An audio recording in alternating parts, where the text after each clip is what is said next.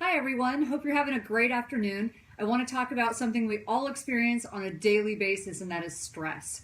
So all this chatter about stress, about how bad it is for you, about how we need to minimize it, but the truth is we're not really getting away without stress, right? I mean, I don't know about you, but life is busy, and if you're doing anything meaningful in your life and you've got kids and you've got work and you've got all these things, stress is inevitable. We're not going to get away from it.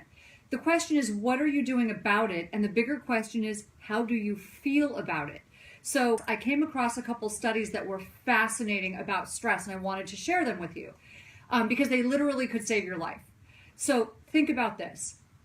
A couple of long-term major studies done on stress showed that when they studied people who experience excessive amounts of stress, we already know. I mean, researchers are calling stress the smoking of our generation, right? So stress actually leads to things like cancer, diabetes, heart disease, depression, all these problems that are killing people early.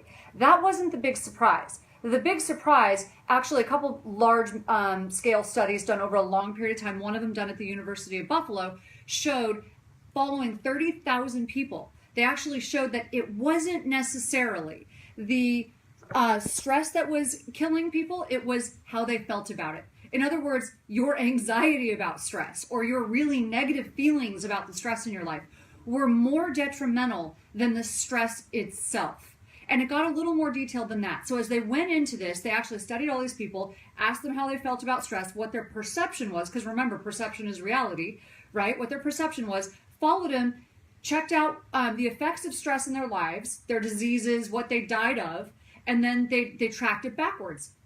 And what they discovered was that the people who felt really negatively and experienced a lot of negativity and anxiety about the stress in their lives had a 30% increased risk of death.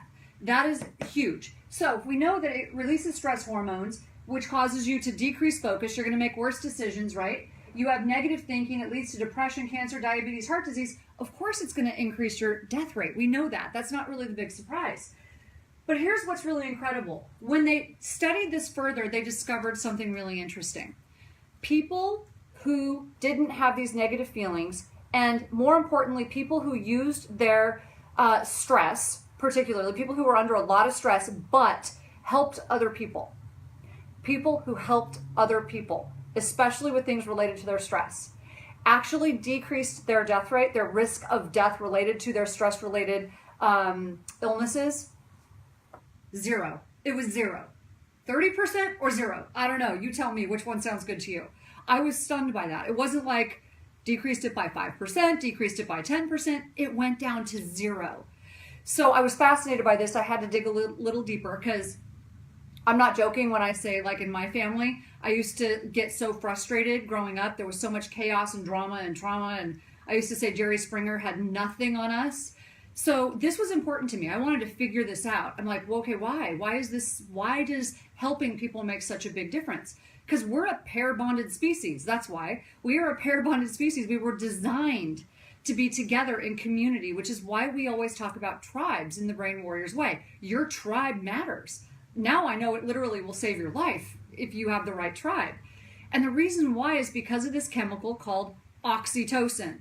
So you've got all these stress chemicals when you're under stress and you have all these negative feelings. You increase all these negative hormones and all these negative stress hormones that are making you sick. But when you help other people, and not just when you help other people, when you reach out for help.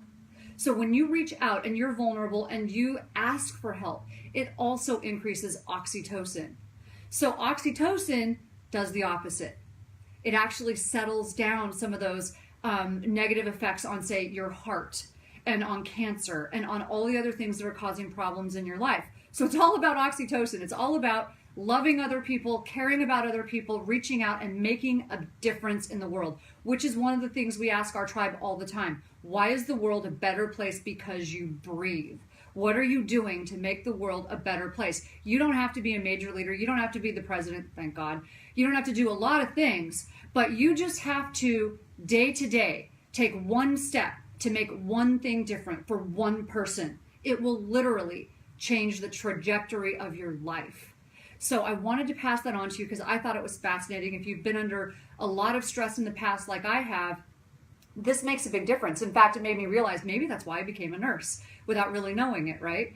And I just love our community. I love answering your questions. So please keep them coming. Send me your stories, because that's my paycheck. Every time I get your stories of success, my oxytocin goes through the roof. So send me your comments, send me your stories. I love you guys.